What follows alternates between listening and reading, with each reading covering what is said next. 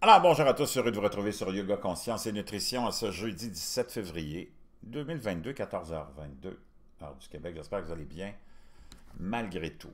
Il y a un peu d'espoir, mais qui va nous amener ailleurs. Mais enfin, ça, c'est une autre affaire. Pendant ce temps-là, vous savez que je m'intéresse toujours à ce qui se passe au niveau de la science, des découvertes, des recherches. J'aime ça vous partager ça par simple curiosité.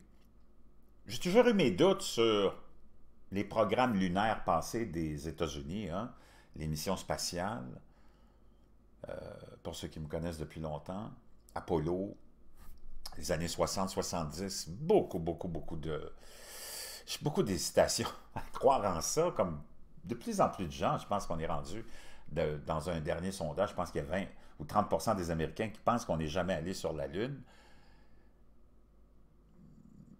Le gouvernement américain, c'est pas une entité que en qui tu peux vraiment avoir confiance. Les élus non plus, John F. Kennedy non plus, et tous les autres. Hein, on le sait qu'il y avait beaucoup de... C'est rempli, il ne faut pas se le cacher, les États-Unis, mais c'est devenu généralisé. Le monde de la politique, le monde des affaires, deux mondes identiques, c'est rempli de bullshit. Donc, ce qui est étonnant, c'est que personne d'autre y soit allé, même si on avait des moyens d'y aller ou de développer des programmes. Personne n'est allé. Puis depuis ce temps-là, on n'est jamais retourné. Puis là, on lance l'idée de retourner, tu sais. Mais qu'on n'a plus la science, puis les techniques, puis les technologies qu'on avait découvertes sont toutes disparues, puis il faut tout remettre ça en marche. C'est gros, c'est gros. Mais tout le monde est libre de penser ce qu'il veut. C'est un peu comme la religion, ça.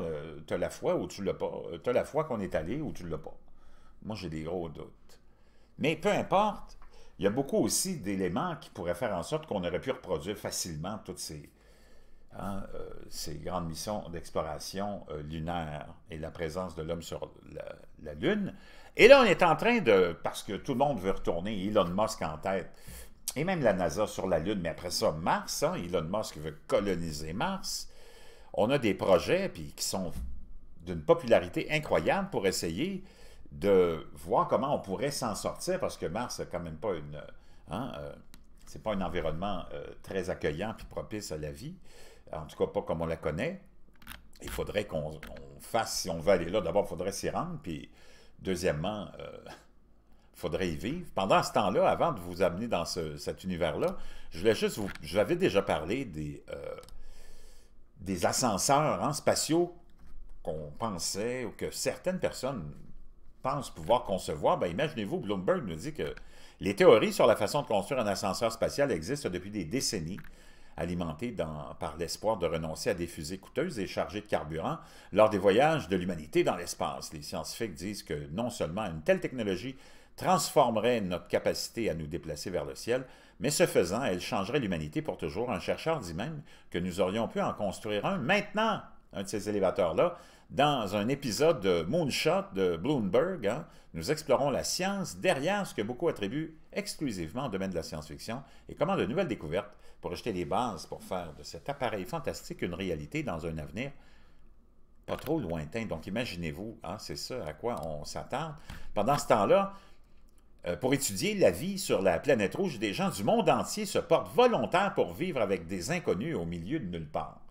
Imaginez-vous, tu as du monde de partout parce qu'on est en train d'essayer de pouvoir étudier comment ça pourrait être la vie sur Terre et on a trouvé un endroit hein, dans le désert américain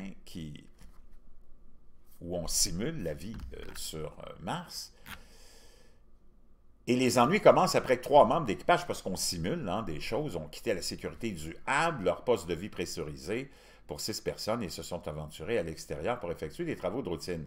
Ils marchent péniblement dans des combinaisons spatiales de 35 livres, respirent de l'air pompé par un ventilateur et regardant le paysage rouge déchiqueté à travers leur casque de verre en forme d'aquarium. Alors qu'ils retournent à la station, un astronaute, Hagan, commence à agir. Étrangement, ses mouvements sont lents, elle s'arrête de marcher. La radio grésille. « Hagan, tu vas bien ?» demande le commandant de l'équipage. Monsieur Robinson, hein, le hub n'est qu'à quelques dizaines de mètres, mais Anna ne semble pas pouvoir aller plus loin. Elle s'effondre sur l'argile rouge. Robert Turner, le médecin de l'équipage, envoie un message radio au hub. « Astronaute à terre, astronaute à terre. » Les 3 membres d'équipage à l'intérieur commencent les protocoles d'urgence, enfilent des combinaisons spatiales, attrapent une civière et entrent dans le sas. Ils doivent attendre 5 minutes laborieuses pour que la pression d'air s'ajuste. S'ils ne font pas, ils risquent d'être déchiquetés lorsqu'ils entreront dans la fine atmosphère de Mars. À la fin de l'attente angoissante, l'équipage ou l'équipe de sauvetage se précipite vers Aga et la roule sur la civière. Il court vers le hab, manœuvrant son corps dans le sas exigu et recommence le compte à rebours. Un membre de l'équipage à l'intérieur, Kay Sander, tient une minuterie contre la fenêtre du sas. 5, 4, 3, 2, 1. Ils mettent Anna à l'intérieur et au sol et retirent son casque au bout d'un moment. Elle commence à revivre. Et bien là, imaginez ce scénario fictif. Il est difficile d'imaginer que quelqu'un se porterait volontaire pour vivre avec 5 semi-étrangers dans une boîte de conserve dans le désert. Et bien pourtant, des centaines de personnes du monde entier postulent pour avoir la chance de venir dans la région sauvage, reculée du sud-est de l'OTAN et prétendent coloniser Mars. Imaginez-vous, exploité par la société Mars Society à but non lucratif. Le MDRS est une station spatiale dite analogique. Les équipages là-bas n'ont aucune communication avec le monde extérieur, à l'exception d'une brève fenêtre toutes les 24 heures lorsque le personnel hors site jouant au contrôle au sol entre en contact avec ces gens-là.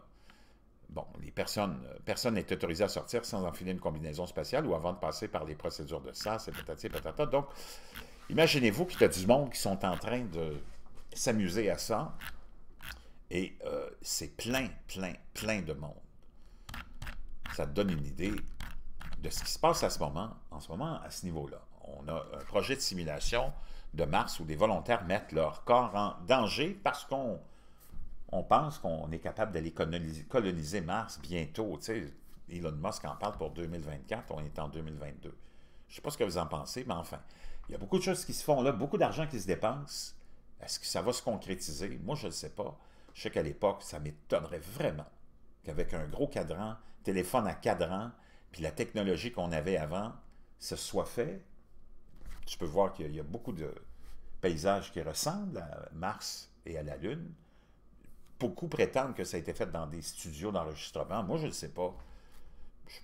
J'ai pas la... Hein? Je ne détiens pas la vérité là-dessus, puis personne, mais... Il y a beaucoup de gens qui doutent de ça. Et là, on est en train de penser à aller coloniser Mars. Wow! En tout cas, c'est ça pour nous changer un petit peu les idées, je vous reviens.